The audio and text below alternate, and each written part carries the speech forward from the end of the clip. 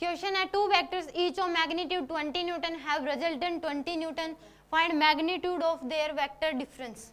ये कहा गया है कि दो फोर्सेस हैं F1 20 न्यूटन और F2 भी जो है वो 20 न्यूटन है, और जो रिजल्टेंट है वो आपके पास 20 न्यूटन ही है।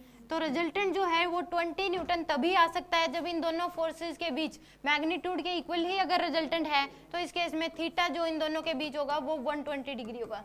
थीटा क्या होगा इनके बीच? 120 degree.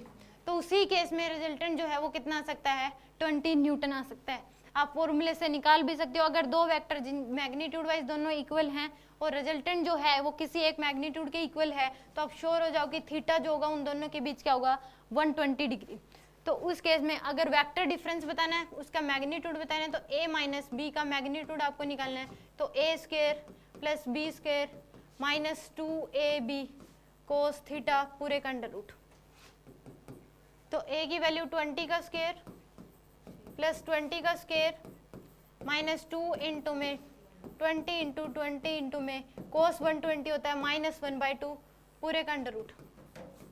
400 plus 400 minus minus minus plus into में 1/2 400 पूरे का अंडर रूट।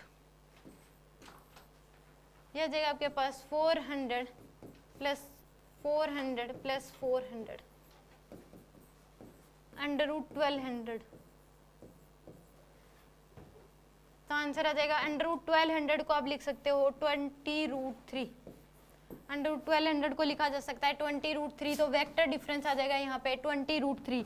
या फिर आप इसको कर सकते हो कि इसमें आपको दिया गया था कि दो वेक्टर जो हैं मैग्नीट्यूड था दोनों का 20-20, दोनों के बीच एंगल क्या आएगा? 120 डिग्री, क्योंकि रिजल्टेंट जो है किसी एक मैग्नीट्यूड के इक्वल ही दे रखा है। तो वेक्टर डिफरेंस किसी एक को पलट दो आप, तो ये एंगल अगर 120 है तो ये क्या हो जाएगा? 60 डिग्री। तो इस केस में अगर दो वेक्टर मैग्नीट्यूड वाइज इक्वल होते हैं तो रिजल्टेंट जो है किसी एक को √3 से मल्टीप्लाई कर दो, तो आ जाएगा आपके पास 20√3। आंसर आएगा इसका 20√3।